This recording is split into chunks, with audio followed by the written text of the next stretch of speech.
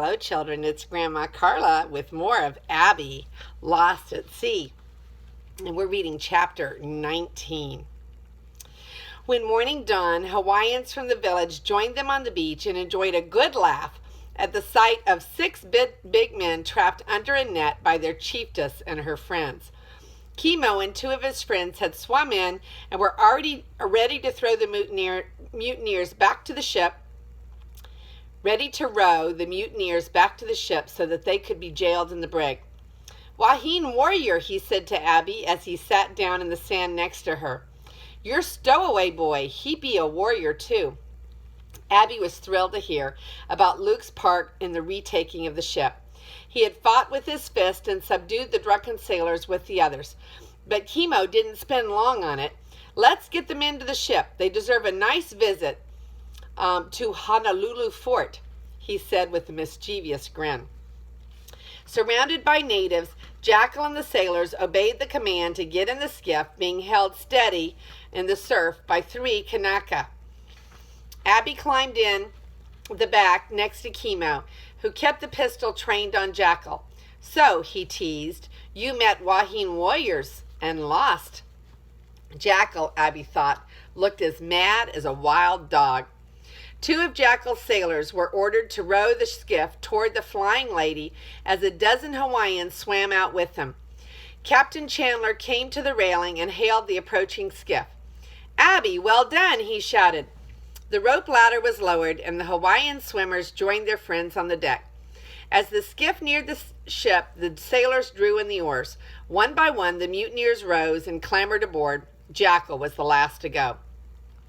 Just before he left the rowboat, he gave Abby a look that chilled her to the bone. "I'll remember ye for this." Then he swore and clambered up the ladder. As Kimo tossed a line to Mr. Job to secure the skiff, Abby began the climb up their ladder. Her legs were shaking from exhaustion. The lack of sleep, the lack of food, and the excitement were all catching up with her. One by one, Spangler and the other sailors were being carted off, bound in ropes, below decks to the brig, which was really the wet, smelly hold of the ship. But Jackal was still being tied with his hands behind his back, so he watched as Abby struggled up the ladder on shaking legs. Captain Chandler reached out a hand to help Abby up, but she didn't take it. Instead, she reached in the front of her dress and began to pull out the leather map that she'd recently hidden there. She almost laughed when she saw Jackal's eyes widen with recognition. "Captain," Abby said as she hung by one hand on the ladder, "I want you to take this map which started the bad luck for you." She lifted it toward the captain's outstretched hand, but let go a moment too soon. The captain lunged for the map, but it dropped quickly into the water below and sank into the deep harbor. "You stupid, worthless girl," Jackal roared. His face contorted in rage, and he lunged toward Abby, though his hands were bound behind him. "I'll get ye." Spittle flew out of his mouth, landing in his unkempt black beard. Abby shrank back, but the captain turned and said with blazing eyes, "You'll hold your tongue on my ship or pay the price with 20 lashes. You've made enough trouble for one journey, Jackal. Mr. Job, see that he gets chained below, like the animal he is." Soon Jackal was safely escorted to the hold by Mr. Job and two Kanaka. The captain turned back to Abby. "Come aboard, dear girl. Don't worry about the map. We are, I think, well rid of it." Abby climbed aboard, and together with Luke and the Kanaka, who helped the captain, enjoyed a breakfast provided by Alani. She and her friends brought out a canoe loaded with steaming baked breadfruit and Abby's favorite fruit, bananas, papayas, guavas, and starfruit from the lush regions surrounding the sea. The trade winds cooled off the heat of the rising sun. Flying fish jetted occasionally from the sea, and one of the Kanaka struck up a ukulele and began entertaining everyone. Like her stomach, Abby's heart was full. The captain had his ship back, and the 20 Kanaka had volunteered to sail it to Honolulu for him, along with his loyal crewmates, Mr. Job, Woodruff, and Smithers. Once they got to Honolulu, Jackal and the mutineers would have a home at the stockade. Jackal would never be a threat to her again. But now Abby couldn't stop thinking of her family. She leaned over and whispered to Luke, "I'll even be happy to sleep with Sarah tonight." She remembered how often she had complained about Sarah taking all the covers and throwing her leg over Abby in the middle of the night. If God helped her get back to her family, she'd never complain about that again. Alani, who had been moving through the crowd on board, bent down and put an arm around Abby.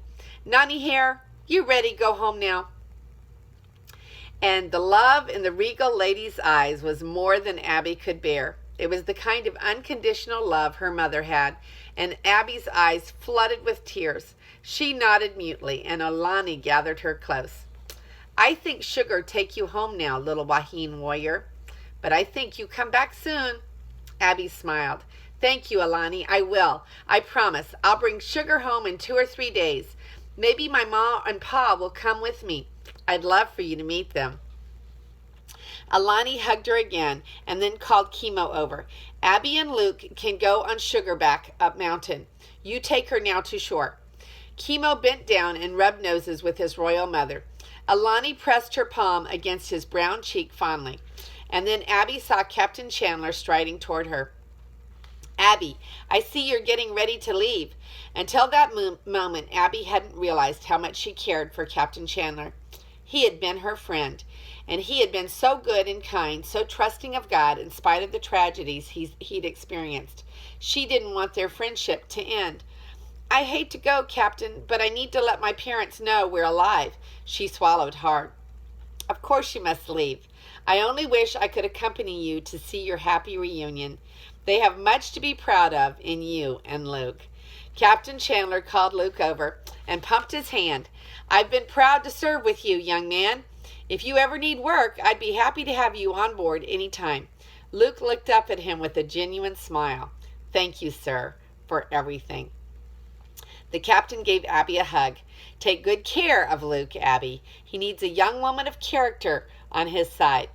Then they were hugging their many new Hawaiian friends, heading down the ladder and canoeing toward the shore.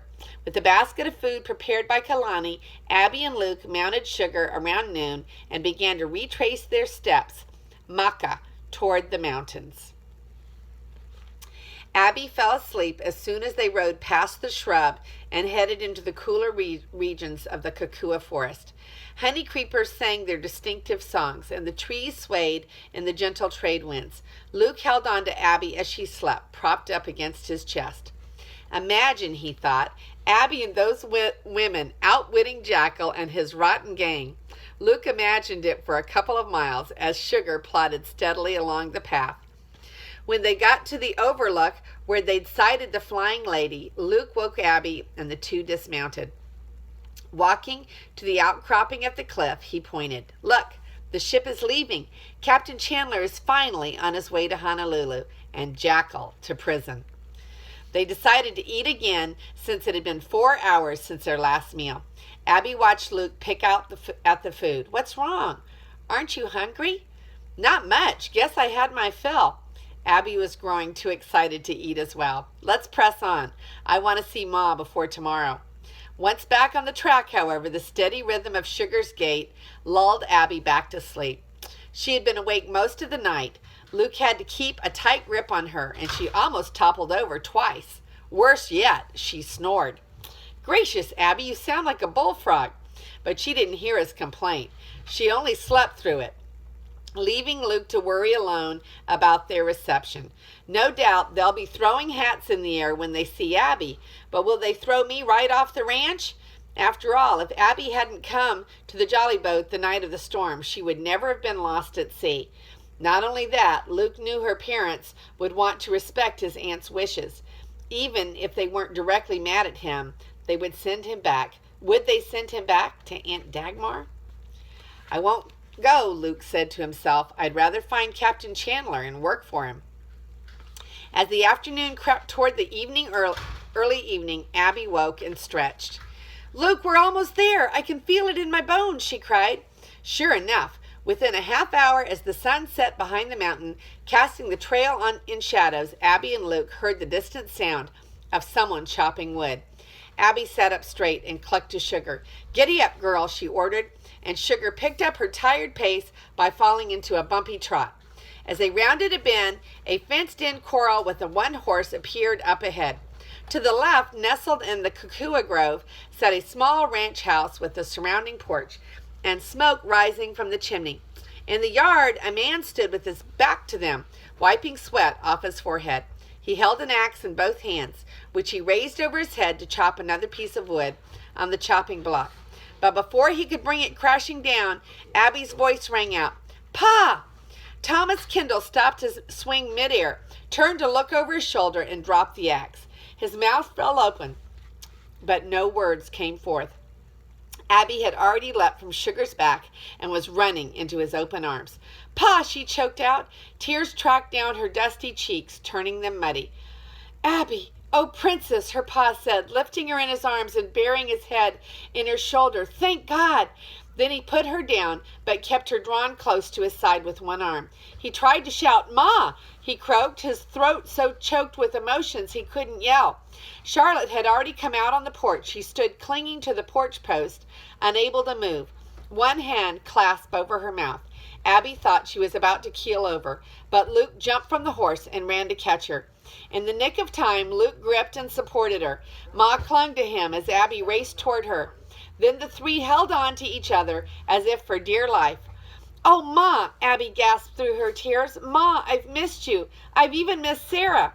Her mother's face crumpled as she gave way to happy sobs. "We thought you were dead, but I couldn't quit hoping. Oh, thank the Almighty." She pushed Abby back to get a good look at her, as if to make sure she was real. Then Ma grasped Abby tightly to her again. Sarah opened the door of the cabin and stood stock still. "Abby," she demanded, "what took you so long to get here?" Everyone burst into laughter. "Come on, kids," said Pa. "We've got a lot of catching up to do." He put his arm around Luke as they walked into the house. Supper smelled inviting. So Abby's finally back with her parents again. Next time we'll read chapter 20.